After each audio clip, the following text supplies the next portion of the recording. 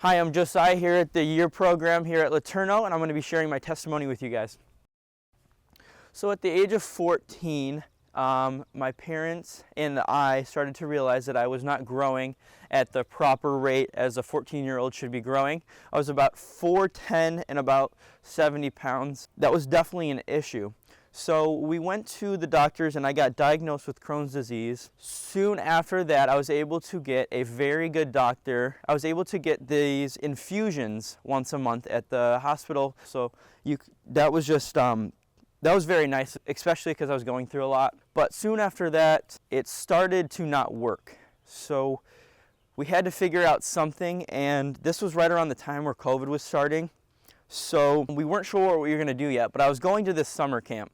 It's a summer camp that I'm not associated with anymore. It's a very good summer camp, but through that week, I think that the Lord really opened my eyes, and I wanted to know what it meant to be a Christian.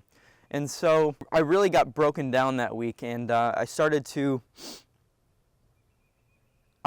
just start weeping at songs, and I didn't know why. And by the end of the week when I got home, I just broke down and I was like, Lord, I don't know what's going on in my life. I don't know what is happening. I don't know if I'm going to die. I don't know if I'm ever going to grow, but I just trust in you, Lord. And if I die, then I'm going to come running to you. And at that moment, there was an overwhelming feeling that just came over me. I just felt the presence of the Lord come in my life, and I was like, at that moment, I knew I was saved because I've been in the church my whole life, but I've never had that feeling, and I never had that feeling towards the Lord.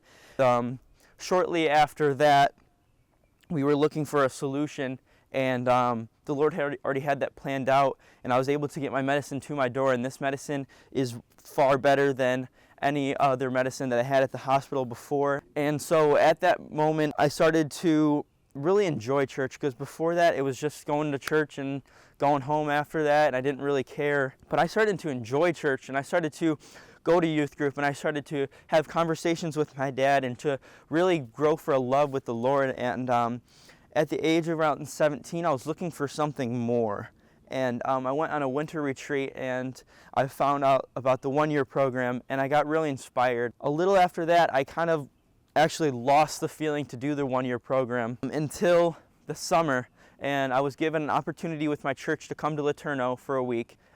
Through that week, I was able to talk to Kyle, the discipleship program director, and he gave me a new insight and some more information on the year program, and I was able to commit a year to working here at Laterno to not only serve, but to grow my faith. And I think that was one of the best decisions that I've made in my life, because it's going to give me a great foundation for the rest of my life to be able to articulate my faith and just to be able to spread the gospel and to actually know what I'm talking about and to spread the love of Jesus to everyone that I meet, and to be a light and be like, why is that kid different? And to be able to have them come up to me and ask them, and I can tell them why. So what does it mean to be a Christian to me? To me, as a Christian, it's a follower of Christ. And so Christ lived a perfect and blameless life through everything. And so I think that if you call yourself a Christian, someone should be able to look at you and say, this person's different. Jesus gives us many examples how to live in the New Testament. I think that it's to know that he really did die, and he really did live a sinless life, and he really did raise from the dead. And that is what it means to be a Christ follower to me. And so I hope this video was an encouragement to you guys, and I hope that through this week and through Easter's coming up, that it helps us to just remember what Jesus did for us, and just that he's so good to us. I pray that we all just come to a better understanding of what he really did, and that these things that are in the Bible, that they're true and they're not just these things that we say. So again, I hope this video was an encouragement to you guys, and I hope you guys have a blessed rest of your day.